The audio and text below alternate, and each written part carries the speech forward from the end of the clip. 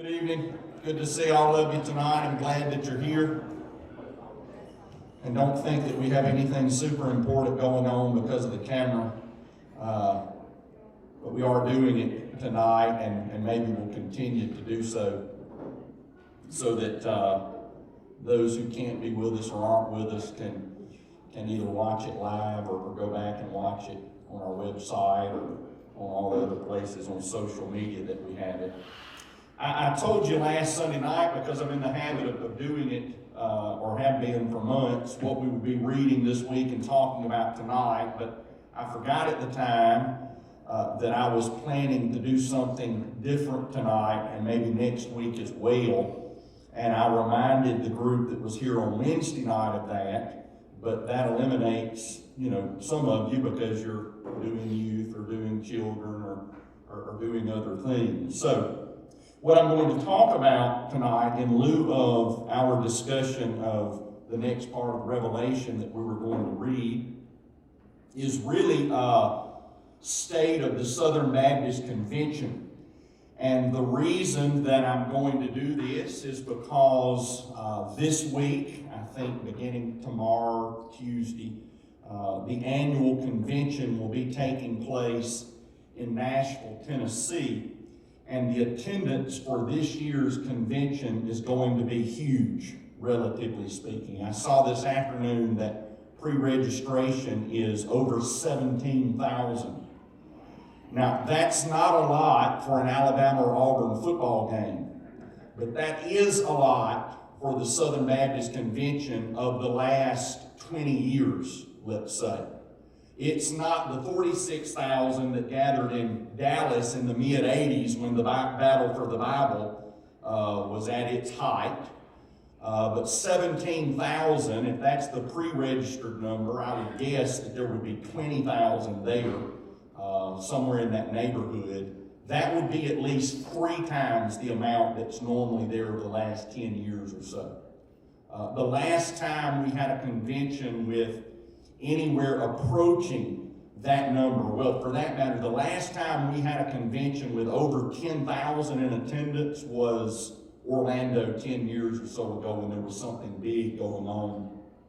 And the reason for the huge registration and attendance this year has to do with something big going on. Typically, Southern Baptists show up for conventions in large numbers when there is contention in the convention. And I did not plan to say it that way, but it does sound pretty good, doesn't it? Contention in the convention.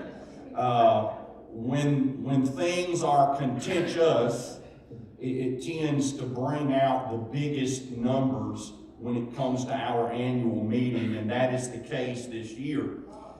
You may, in fact, have noticed it in the national news and certainly in the more regional news. I know that, for example, on AL.com, there's been an article about the upcoming convention virtually every day this week, and all of them are rather negative and frame them in a negative way, and some of that is deserved and some is not. But that's the reason for the big number that will be there this year, and that's the reason really that I'm talking about it tonight.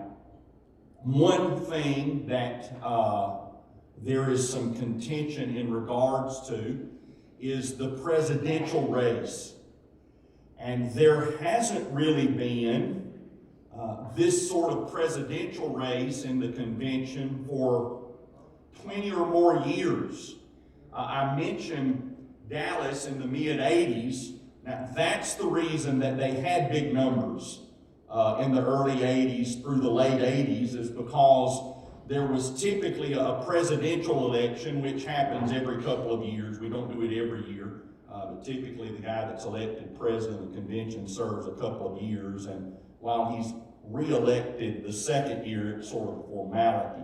In those days, it would be a real race. You would have 2 candidates that were really different from one another. One from the conservative side and then one from the more, at the time, at least for a number of years, the more progressive or liberal side. That stopped about 1990 or thereabouts, let's say the early 90s, because all of those that had been running on the moderate liberal side sort of left and started the Cooperative Baptist Fellowship and left the Southern Baptist Convention. And while presidential elections have been contested since that time, they're friendly contests for the most part. I think back to as late as, 3 or 4 years ago, when Steve Gaines, who's the pastor at Bellevue, used to be at Gardendale, now he's the pastor where Adrian Rogers was for years, ran against J.D. Greer, who is now the president of the convention, but they basically tied on about 3 ballots, 49% each. And Greer just conceded and gave it to Steve. And so then the next time it came around, J.D. was elected. And that was only 3 or 4 years ago that took place. So they were competing with one another, but it was a competition among friends, and it certainly wasn't divisive. But that's not the case with the presidential election this year in the SBC. And in addition to the well-publicized, contentious presidential election, there will be resolutions that have to do with the subject of race and with the subject of sexual abuse that have gotten a lot of attention nationally and regionally, and there is disagreement on these and other issues, and that leads to the contention.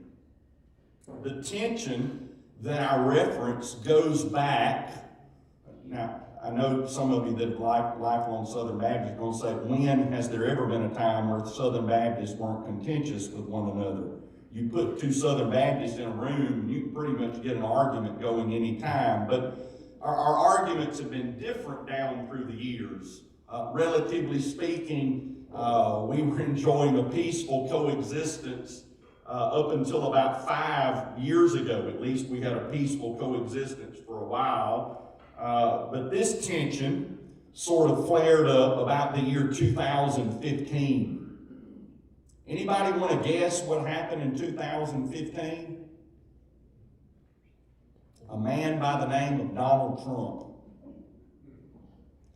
And look, this isn't about how you feel about him. I think people that love him and people that don't love him would agree. No matter how you feel about him, he is the most polarizing figure in my lifetime in America. There are no people who feel sort of meh on Donald Trump. They like him a lot, or they can't stand him.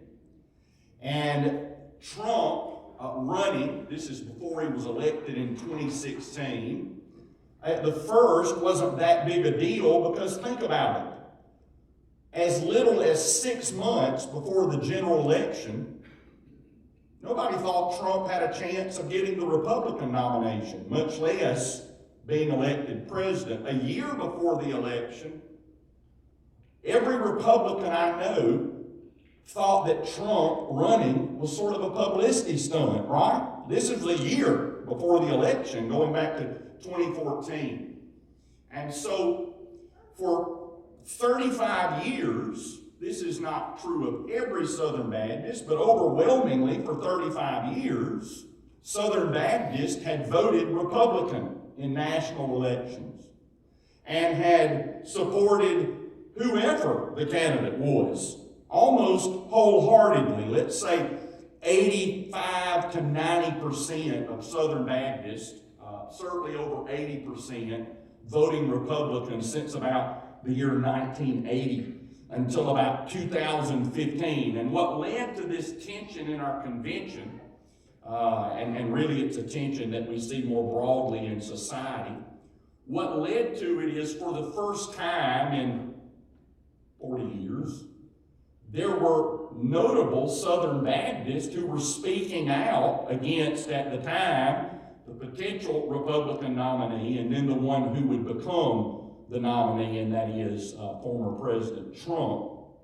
And so there were lots of Southern Baptist leaders, Southern Baptist pastors, in addition to that, evangelical leaders, who were not as warm and fuzzy in regards to him as they had been with, let's say, George W. Bush, or his father, or the greatest of them all, Ronald Reagan. But that's another story, okay? And the leading outspoken critic of Trump was Russell Moore. And by leading, I mean he's the one that had the biggest pulpit, so to speak. Russell Moore is an entity head in the Southern Baptist Convention. He had been a professor at Southern Seminary. He was then second in charge at Southern Seminary under Al Mohler. He'd been the provost there. And then he left there to become the head of the ERLC, which is our Ethics and Religious Liberty group. And if you don't know what that is, it's basically the lobbying arm of Southern Baptist in Washington, D.C. And so Moore, even before Trump was elected, was sounding the alarm, along with others, that Southern Baptists, and for that matter, Christians, should have great pause about supporting him because of his lifestyle, because of his statements, because of a whole host of other things. And it became so contentious that you might remember this, that there were huge Southern Baptist churches, I'm talking about churches that give more than $1 million a year to the cooperative program, that withheld their giving to the cooperative program because of what Russell Moore was saying, and the others like him. I'm thinking about names you would know. Jack Graham, who is the president of Prestonwood Baptist Church in the Dallas area, one of the largest Southern Baptist churches. They withheld or put in escrow their giving to the Southern Baptist Convention because he felt like Moore and others were attacking well-intentioned Christians. And sometimes it was just a disagreement on words.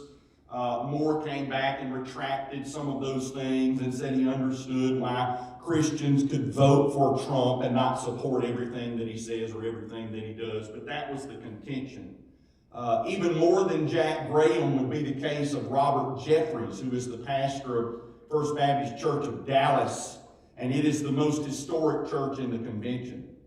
You're talking about a church that had only 2 pastors for 105 years, George Truitt and W.A. Criswell. That's mind-boggling. That means if they had pictures in their church like we do, that 2 pastors would occupy over 100. It'd be like having 2 Glens consecutively in Truitt and Criswell serving at the church. And so Jeffries, even much more so than Graham. Look, Graham was not condoning everything Trump did or said or all of that. Jeffries is a huge Trump guy. I'm not just talking about I reluctantly vote for Trump, but a Trump defender, a Trump supporter, a Trump apologist, all of those sorts of things. And so that was fairly common in the convention. And so there was this tension between these groups leading to the number one executive in the Southern Baptist Convention. And by that I'm talking about the guy who is the head of the day-to-day operation of the convention, Frank Page, leading an investigation into Russell Moore, who's the head of one of our, one entity head, instigating an investigation of another entity head. And then the chairman of the executive committee, which is like the trustees of that day-to-day operation, Mike Stone, who's a pastor in Georgia, was also involved in leading an investigation into Russell Moore and decreased giving and all of these things. And so these people, and I'm just mentioning a few names, we're talking about big names in the convention going at it against one another, sometimes publicly, but certainly more so privately. And so this started a new war in the convention, so to speak. Maybe a battle at that time, but it's quickly turned into a war. And charges are made against one another, thrown out against the differing groups. And so on one hand, you've got the people like Moore and those that would side with him saying things like, if you support him, you're a racist. Or if you support him, you're a nationalist. You're putting politics over morality and things like that. Well, from the other side, you've got charges toward more in them that they're guilty of elitism and that they are guilty of following the culture and even being guilty of liberalism. So all of this has been building over the last 5 or 6 years. And it got worse at our last convention, which was not last year. They couldn't have it because of COVID. But 2 years ago was the last annual convention that we had, and it was in Birmingham in 19. And things were already at a fever pitch. But I want to be positive. In Birmingham, some of our leaders thought it wise to ratchet it up several more notches. And believe it or not, it had to do with the introduction and the passage of a resolution. That might not mean anything to you. But the last thing typically that anybody pays attention to at the Southern Baptist Convention or the Alabama Baptist Convention are resolutions. You know what resolutions are? They are the long things that have all the whereases in them. In other words, when I typically get them, I just skip over those and read the Bible while they're reading those things. I mean, they are all that formal language. Well, sure enough, one was presented by the Resolutions Committee, and yes, we have a Resolutions Committee. The Baptists are the champions of coming up with committees. And we have a Resolutions Committee, and one was passed that was called Resolution 9. It sounds innocent enough, but it really caused the tension to go up to DEFCON 1. And this resolution had to do with the subject of CRT, or critical race theory. How many of you ever heard of CRT, or critical race theory? How many of you had ever heard of it before a year ago? Few of you. You know why we're hearing about it now? Not because of Southern Baptists. We're hearing about it now because what is it now? 20 plus states are banning the teaching or attempting to ban the teaching of CRT, critical race theory, in schools.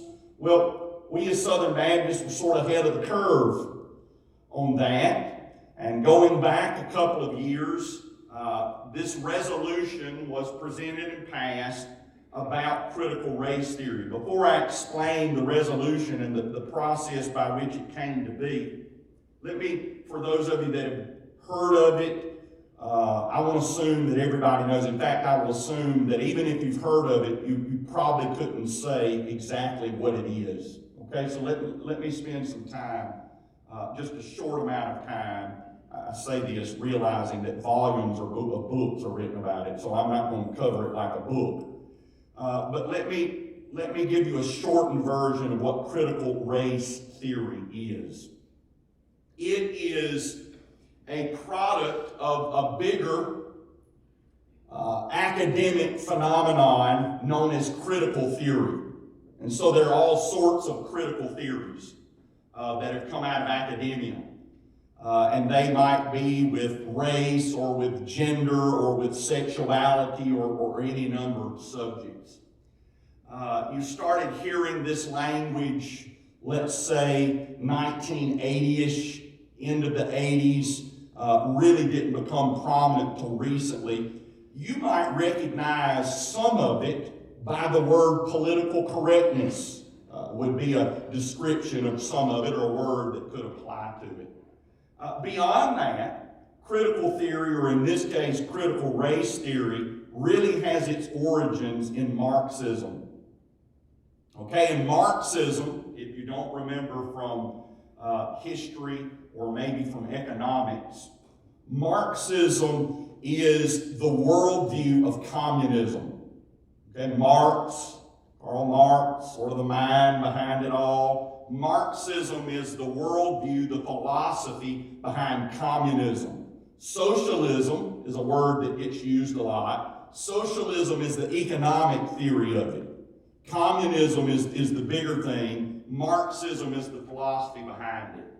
And for those of you that are still awake, think about it like this.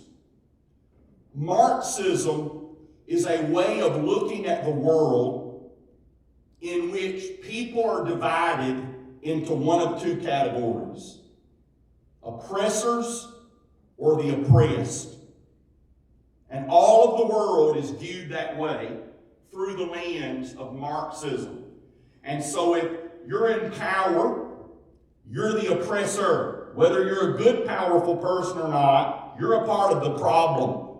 And you're the oppressor. And all of the people that don't have power, the workers, all of those, the minorities, they are oppressed. Whether they treat people badly or not, they're the oppressed. And everyone's thrown into that category. By the way, this is why today we will hear things like, if you're white, you're automatically a racist because you're a part of the group that has power. And whether you individually treat other people badly or not, by virtue of being in the powerful majority group, you're a racist. Or it's the background for why we might hear things like, if you're a man, it doesn't matter if you're a good man or not, or a man who treats women and children well, you are a part of the toxic masculinity or the evil, oppressive patriarchy. By the way, this is also, this might interest you, this is also why the extreme liberal wing of the Democratic Party now wants to have nothing to do with Israel and the Jewish situation over there. By the way, the Jews in America predominantly voted Democrat over the years. And you would think, why then would they be so pro-Muslim or pro-Palestinian and so anti-Jewish? You do know, by the way, that anti-Semitism is on the rise. Condoned, excused, prominent stories of communities being attacked in London and New York and other places, attacks against synagogues, all of these things. And not a peep in many cases from leading media outlets because, you want to know why? Because Israel is the oppressor and the Palestinians are the oppressed. And so when you view the world that way, that's what you end up with. So, critical race theory is this theory that views race through that lens of you're in one of two categories. It's not about how you treat people individually. It's about what group you're in. And if you're in the wrong group, tough luck. If you're in the majority group, which in this case would be white, you're in trouble. Because white people have been in power and they treated people that weren't white poorly, which we can't argue against in some cases, but we are guilty for all of that. We bear responsibility for that. And then on the other hand, someone that's not in the majority group can't be a racist. Have you ever heard that? That's prominent today. Whereas the Bible would be different, right? The Bible would teach us that there's not any sin that one particular ethnicity can do while others cannot. Racism's sort of been redefined through this lens of critical race theory and dividing into the oppressed and the oppressor. And again, it's about groups and not about what you do as individuals. So, back to the resolution. A pastor that I've gotten to know online, younger than I am, he's in California. He's a lieutenant colonel in the reserves. He presented a resolution, which, by the way, any Southern Baptist church member could present a resolution to the resolutions committee before every convention, and it would be considered. It doesn't mean it's going to come out. And he presented a resolution that was negative towards CRT. What happened to lead to the brouhaha is that the resolutions committee took his resolution, which was anti-CRT, and they changed it around and made it where it wasn't, I won't say entirely pro-critical race theory, but certainly wasn't negative critical race theory.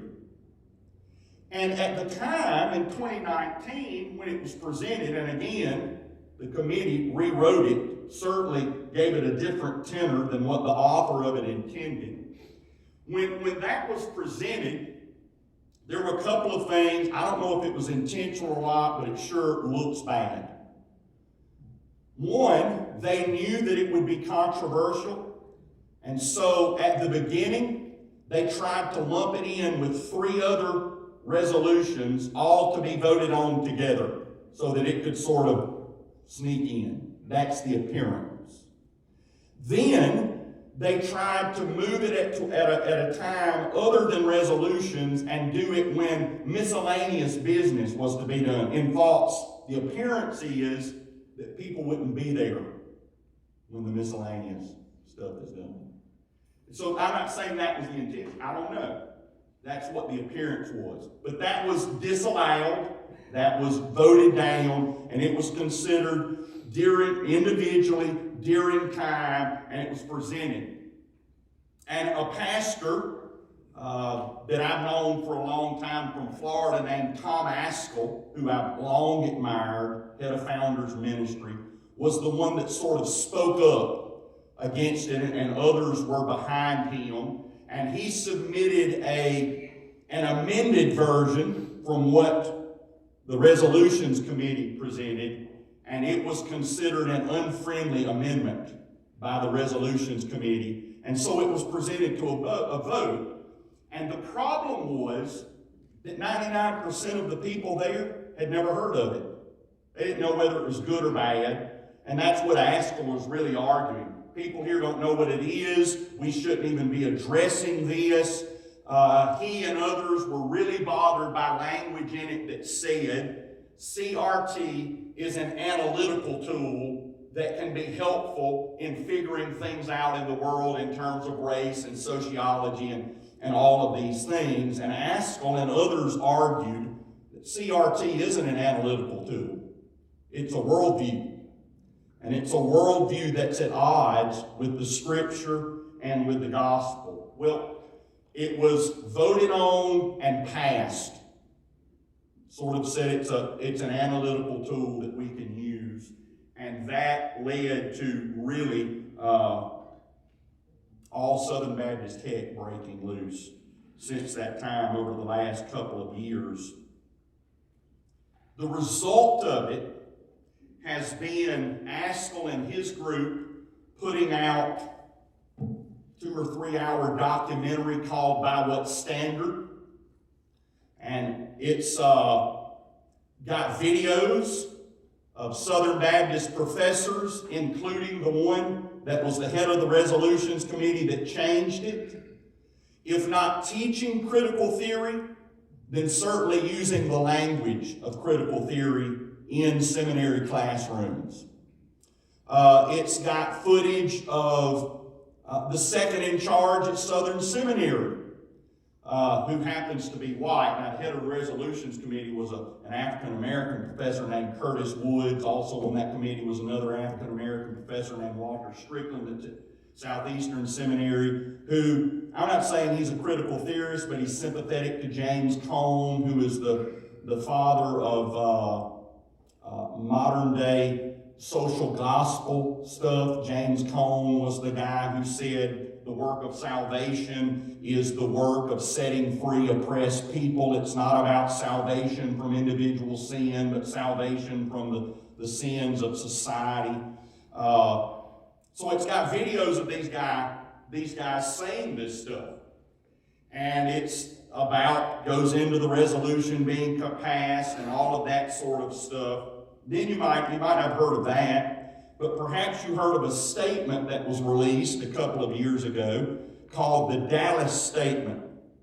And this was Askell, but there were way bigger names than Askell involved. The biggest being John MacArthur, Vody Baucham, James White, guys that are, way more well-known than Tom Askell, who's just sort of regionally known in Southern Baptist life, being a part of writing a statement in which they were as clear as they could be that the gospel cannot mix with critical race theory.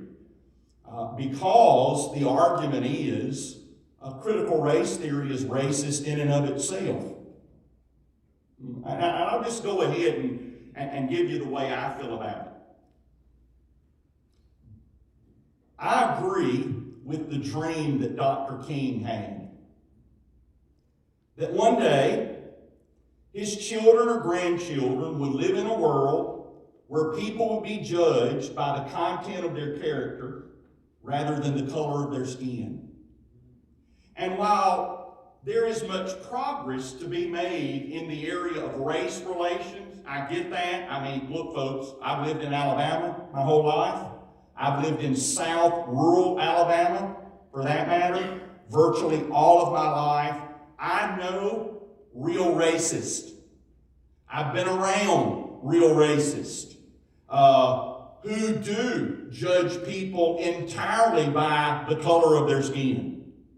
They don't judge them by their character. They think that their character's flawed automatically by the color of their skin. So I know what actual racism looks like and sounds like.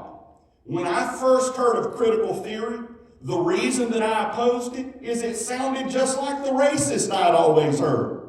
It's anti the vision of Dr. King. And we're now, wouldn't you agree, though we are very imperfect in our history as America, our history in the South, our history as Southern Baptists even, though we are very imperfect and there are still, I know a number of racists individually, the country has made tremendous strides in that dream coming to pass. I think if you don't acknowledge that, then you lose some credibility in the argument.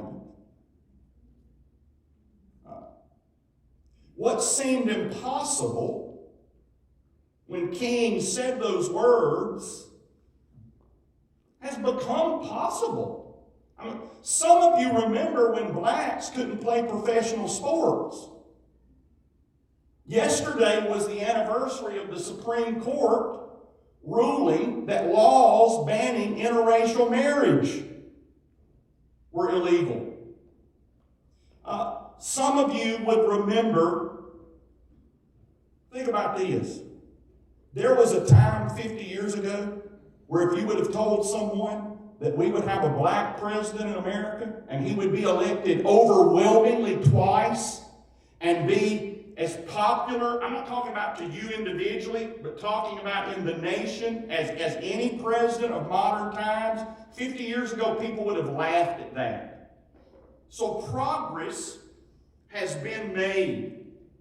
And some just don't want to acknowledge that and want to present it in terms like it's just as bad as it was during Jim Crow laws and just as bad as it was during slavery. And that documentary exposed some of this. I was mentioning a provost at Southern, second in charge, a white man, by the way, who now these videos have been scrubbed from the record, but some people still have them, where he's in a conference saying he's a racist.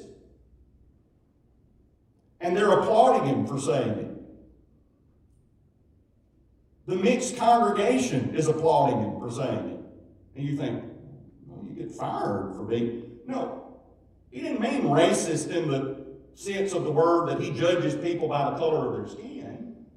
He meant it in the sense that it's used today. He said something to the effect of, all of us, if we're honest, as whites, are racist. And we struggle with racism. And that sounds humble, but it's not true.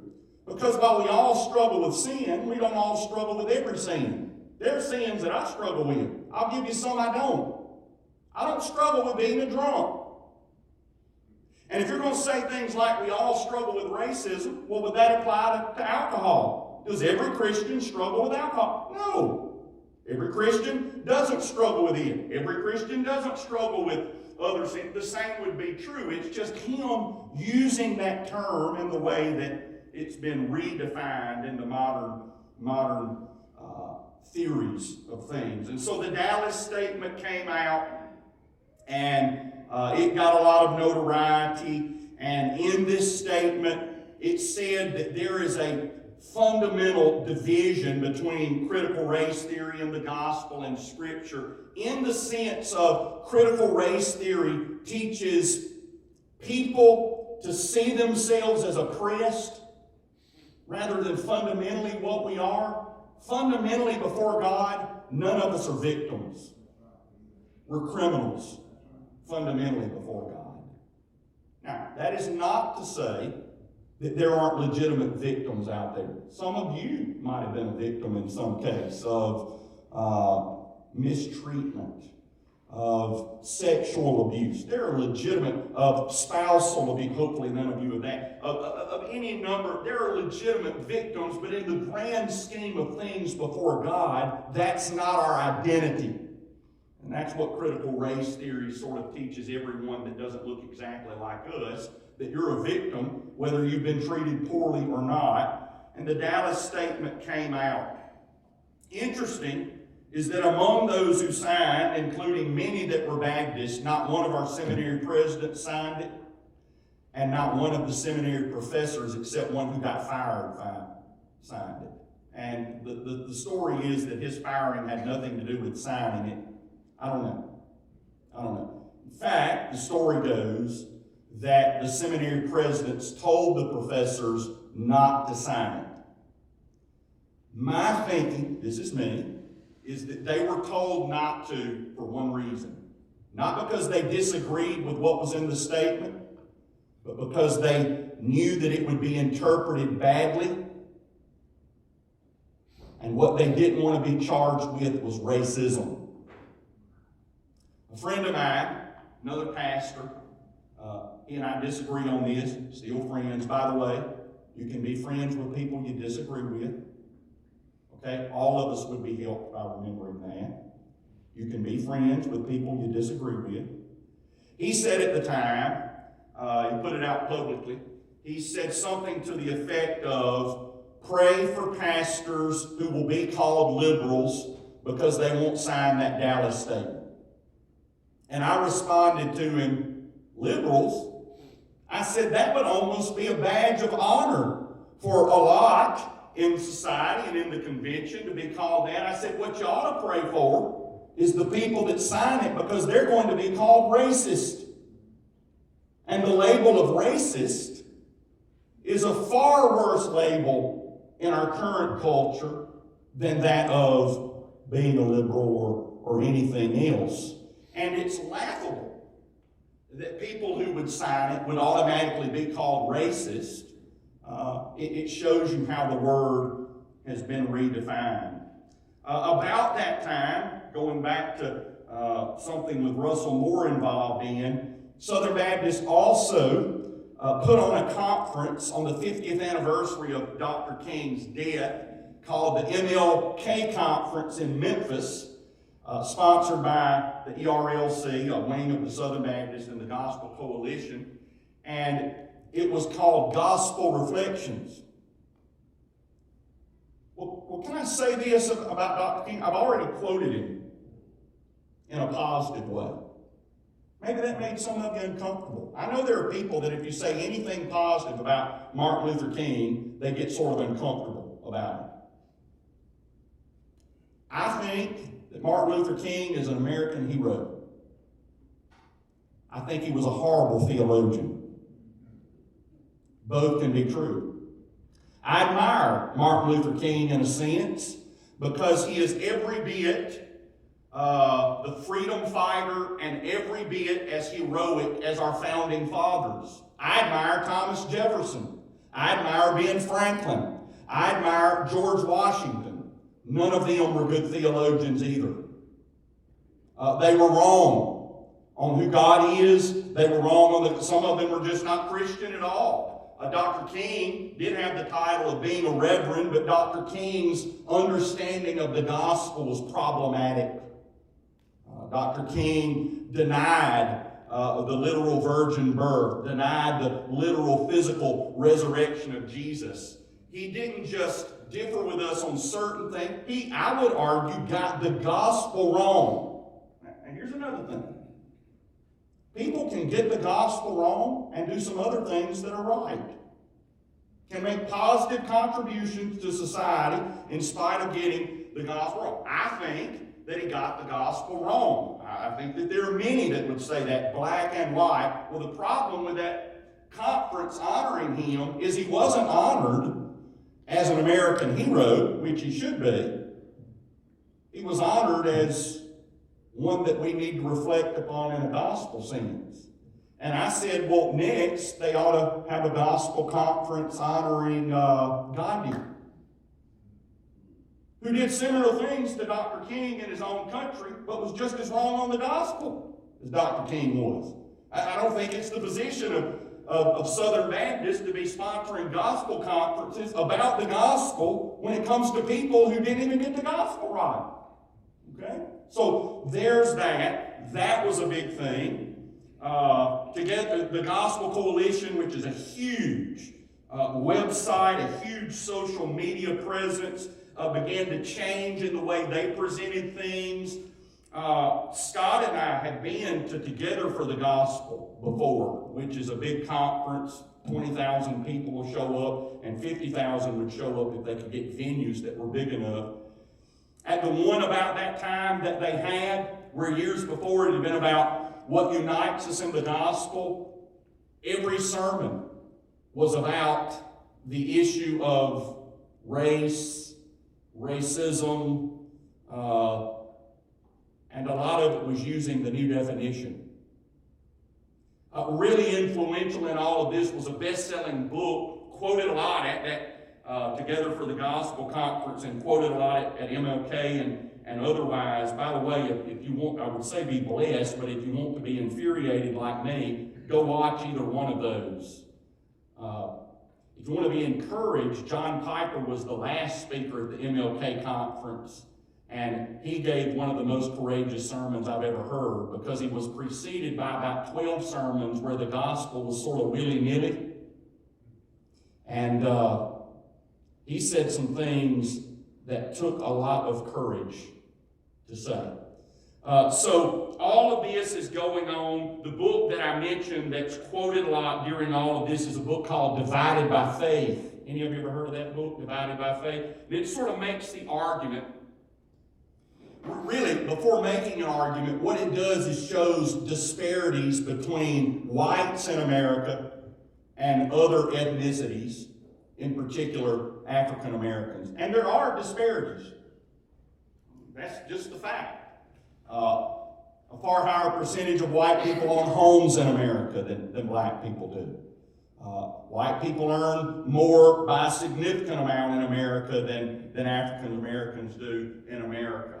White people occupy positions like doctors, lawyers, those sort of things at a higher rate than what minorities, in particular African Americans do. Well, the argument of that book, after those disparities, is that disparities, racial disparities, are always proof of racism. I'm not saying that racism hasn't contributed to disparity. Surely it has.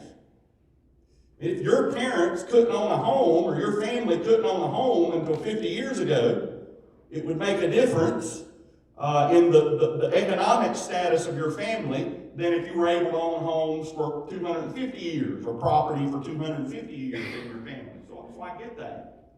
But I would also argue that disparities don't always prove discrimination. And by the way, that's a title of the great Thomas Sowell book, who is an African-American economist and just in general a great philosopher, great writer. You ever want to read him? Got a number of books that you could borrow from him.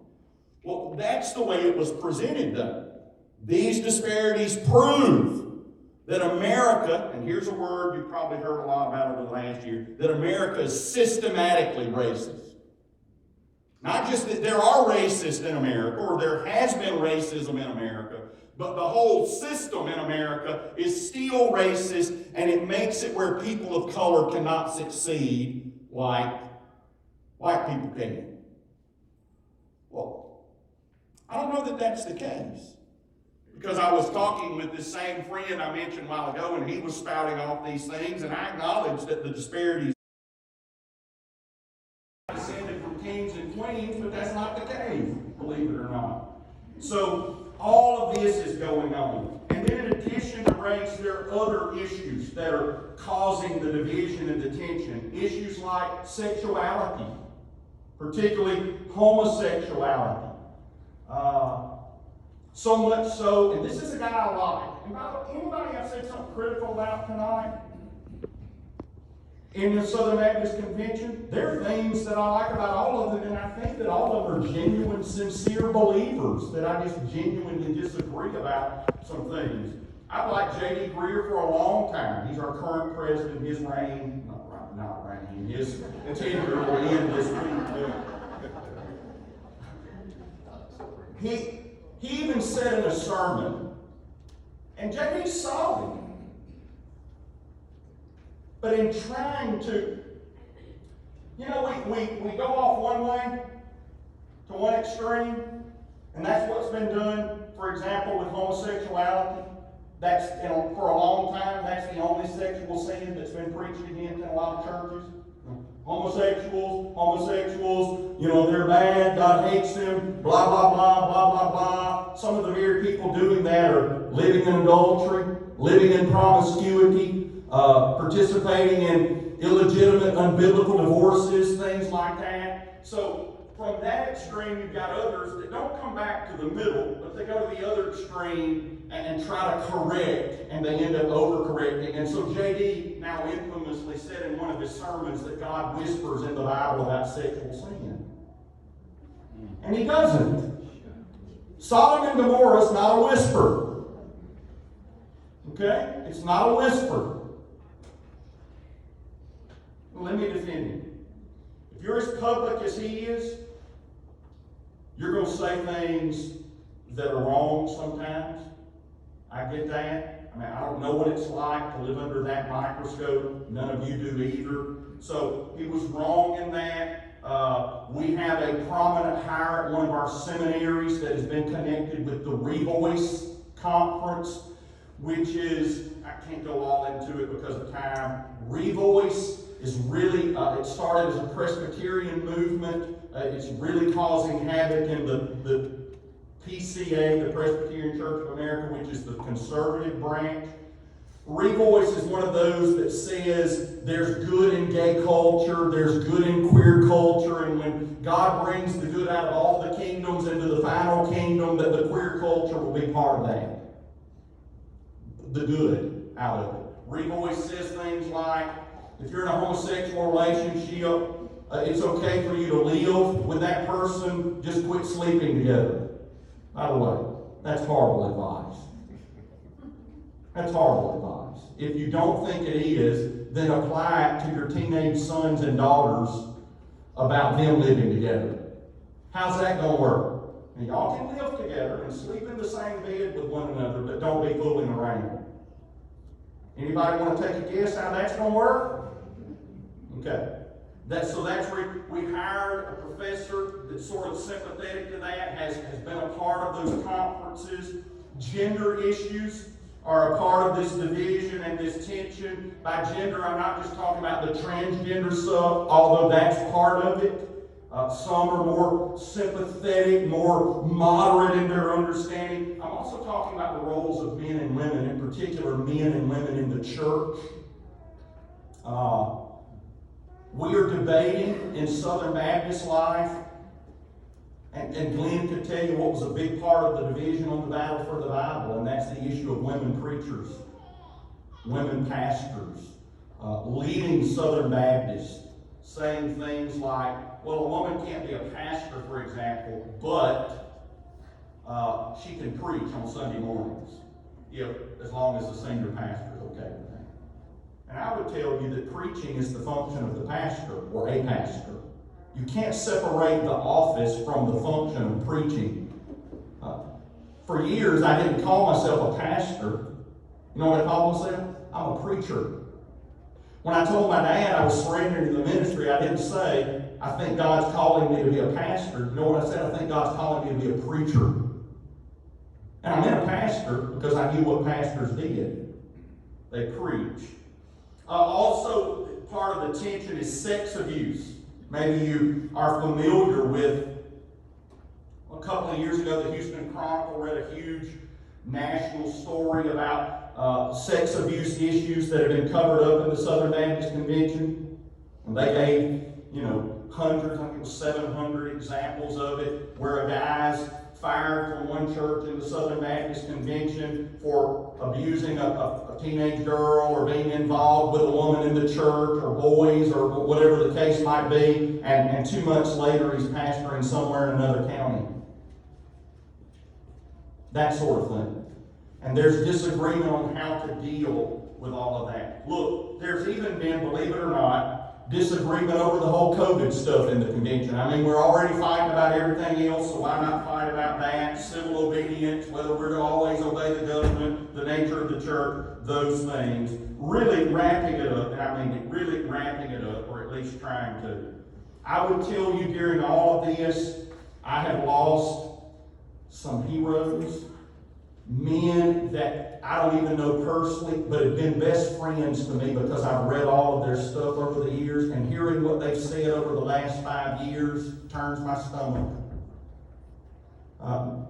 Lost some heroes. Others, I don't feel like I've lost them, but I've realized that they have feet of clay. By the way, I have feet of clay too. I know that's hard for some of you to believe, but I have feet of clay too. Really big ones, Cheryl will tell you. Friends have been divided over this. You're talking about guys that work together in ministries for years, leading ministries that are divided over this issue. Dropping out of conferences that they founded, huge ones, big ones. Family members divided over this. Southern Baptist social media is a battlefield. Don't go on there unless you want to get hurt. Or really, I wish that I didn't know it existed.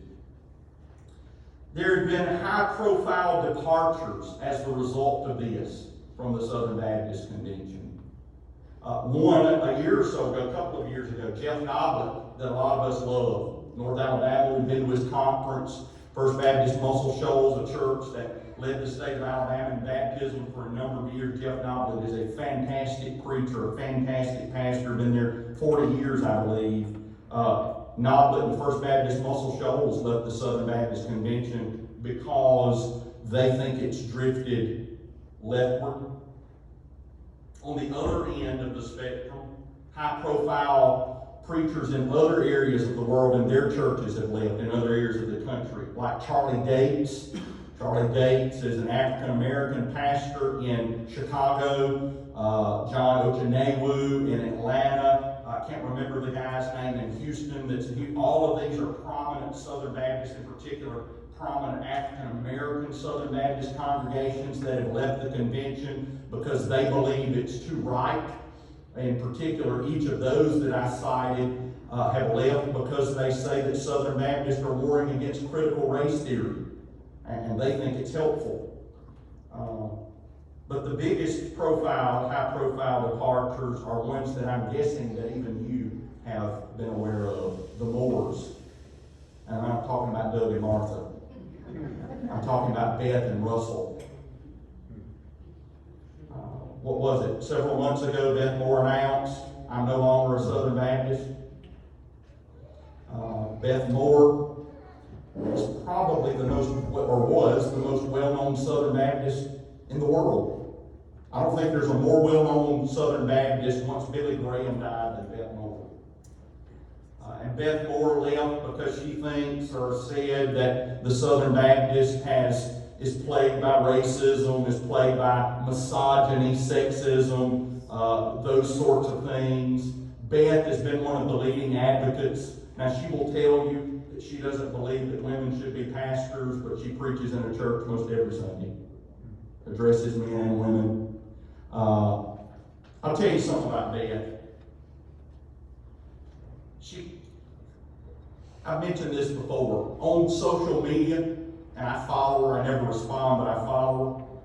Beth will tweet out something that is meant to pick a fight. And then when people blast her, she sits back and all of her cronies come and defend her and say things like, why are y'all always picking on Beth? When Beth's the one who started the fight. Not every time, but a lot of the times. And so her departure was sort of presented in terms of Southern Baptists did her wrong, so she left. I would tell you that doctrinally, though I think Beth Moore's a Christian. I think she gets a lot right. There are things that I disagree strongly with her on. I think that Beth Moore left, and I admire her for it because she's doctrinally not a Southern Baptist.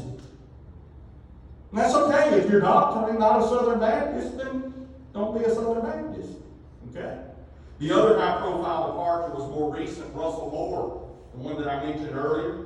Russell Moore, the head of one of our entities, resigned, took a position with Christianity Today, which is the leading Christian magazine, going all the way back to Carl F. H. Henry and Billy Graham and all of that group, but it's not conservative like it's certainly moderate to liberal leaning, which is concerning about Russell leaving and going there. But not only did that, Russell Moore's joined with the Presbyterian Church. This is a guy that headed a Southern Baptist entity, and after resigning from the entity, has gone on staff of another denomination church. That's troubling a little bit to me. High profile departures. Those two in particular have friends in high places. I mean really high places that have blasted Southern Baptists over that. Really the argument here is an argument of the basis of our unity, and it goes back 100 years as Southern Baptists.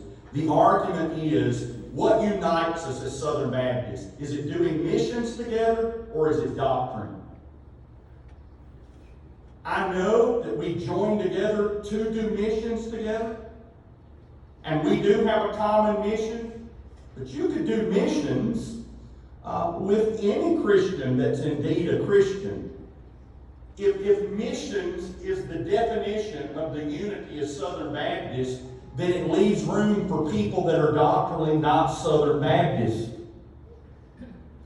The basis of our unity as Southern Baptists is doctrine, and from that doctrinal unity or shared doctrine, we then do missions together. You will hear things like, let's quit arguing over doctrine and just get back to spreading the gospel. And that sounds wonderful. It really does. And there's a sense in which I say, that sounds great, and yes, let's do that. You will hear things like, let's quit arguing over secondary matters of Christian doctrine and get back to sharing the gospel. The problem with that, though, is we are Southern Baptists because of secondary issues. Right? Does that make sense? We're Christians because of primary issues. But why have we divided into denominations? Not over primary issues. What defines you as being a Christian, right? We're in denominations over secondary issues or less, like how do you baptize and how do you govern the church. That doesn't determine whether you're a Christian or not. But the basis of Southern Baptist participation and cooperation is doctrinal stuff.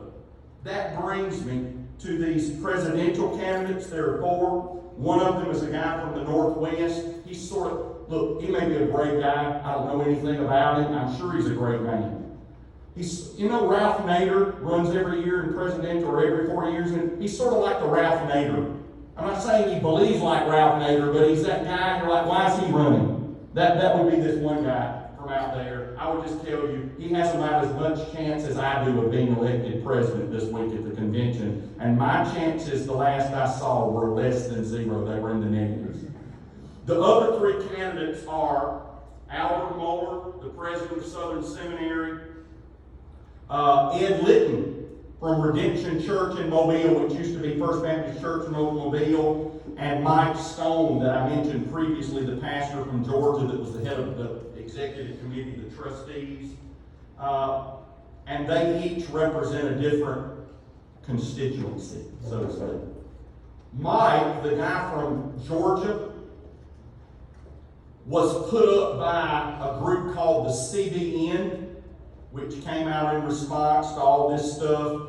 And the CBN is, the Conservative Baptist Network or something like that, came out of Louisiana. Paige Patterson's behind it. Now, he's not the face of it because he's sort of fallen out of favor. Chuck Kelly used to be president of New Orleans, Brad Jerkovich. Those guys put up Mike Stone, sort of the every person. He is the anti-CRT, traditional Southern Baptist, for, God and country, that sort of thing. I think he's a good guy from what I know. I'm a little concerned by the group that's put him up. Other friends of mine are not concerned by them. Ed, I know Ed. I don't know him great, but he and I know each other. I went to church there when I was in college when they called him. I do know that Ed would be I'm not saying he's a liberal. He's not. He's to the left of me, both in his methodology of doing the church. The group that supports him in the convention would be those on the more moderate side on these things. Moeller is the most well-known name, and I would just tell you, if I was there this week voting, I'd vote for Al Moeller because I trust Al Moeller. He's the one that's been in the public eye the longest. All of them, I think, from what I know, are men who love the Lord. They just disagree and disagree greatly on some things. And there are going to be resolutions this week. One will probably reverse the Resolution 9, and one will be about how do we handle the sex abuse stuff. There's indications that that's been swept under the rug by the executive committee and its seminaries and stuff like that. So it promises to be a really fun time this week at the convention. Ignorance, we hear, is bliss, right? So I apologize for destroying your ignorance and your bliss tonight. I wish I didn't know. I wish I could distance myself from it all. There are lots of days where I wish I could distance us and just say, forget the Southern Baptist. We love each other here. Let's just do our own little thing. But I'm going to tell you why I wouldn't suggest that. Because it would be terrible stewardship. For over 100 years, this church has given money. I don't know the number, but now we give over $100,000 a year to Southern Baptist causes. And I know it wasn't $100,000 for all of the 100 and whatever years, 50 years, 80 years, almost 200 years actually now. I know it wasn't that, but this church over the years has no doubt given tens of millions of dollars to Southern Baptist stuff. Seminaries have been built. Missionaries are supported. For us to just say, forget them all, in my mind, would be poor stewardship. We've invested too much, so you can't pick your family sometimes. The other reason that I would say we don't need to just completely forget all of it is what I've just described. And here's the main thing I want you to take from tonight. All of that's not the Southern Baptist Convention I know. And it's not the one you know either. All of that is fighting between Southern Baptist Convention leaders. And they're about a nano percentage of 1% of Southern Baptists. You know the Southern Baptist Convention I know? Right here. Right in this association. With churches that cooperate and pastors that cooperate. The Southern Baptist Convention I know is not racist, though there are racists, is not misogynist, though there are misogynists. Do you know the Southern Baptist Convention I know? One in the churches I grew up in that taught me to love all people, no matter what their skin color is. The Southern Baptist Convention I know is made up of regular people like you and like me who work hard and who love their families and who love their communities and who love Christ. They're imperfect. They're far from perfect. But the Southern Baptist Convention I know taught me to love people. The Southern Baptist Convention I know taught me to look out for women, not abuse them. Taught me to protect children, not abuse them and use them. That's what I learned in Southern Baptist churches. And it taught me to love Jesus more importantly and love the Bible. That's the Southern Baptist Convention I know. So don't let what you read in the paper or online make you think differently. It's a lot like America, right? We are tempted to believe that America today is Donald Trump and Joe Biden and Kamala Harris and Pelosi and all of... That's not the America that I know.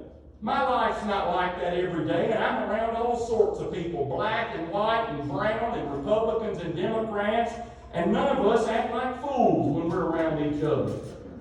We sit by each other at ball games, we eat with each other at places that'll let you go in and eat, we talk with one another civilly, we don't even talk about those things for the most part, because there are other more important things that unite us.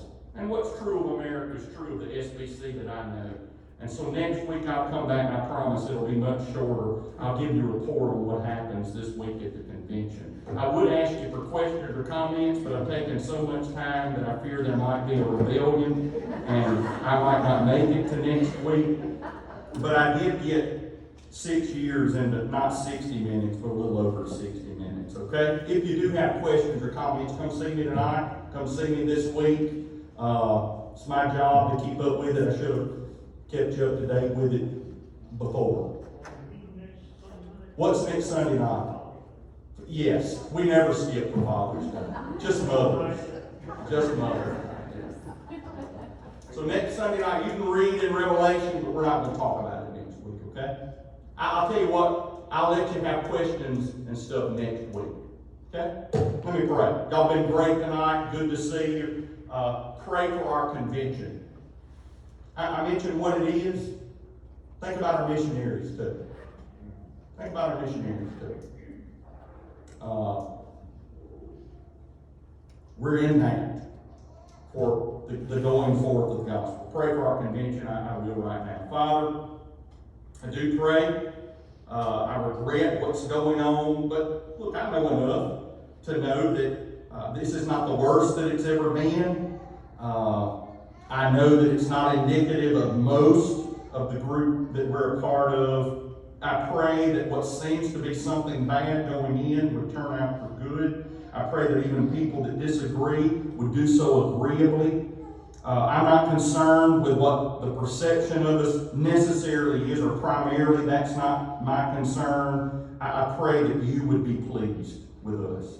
And if it works out that others can be as well, I pray that too. I thank you for this church. I thank you for the Southern Baptist Convention that I know, that I've been raised in, that has benefited me in tremendous ways. And I pray that you would bless her in Christ's name.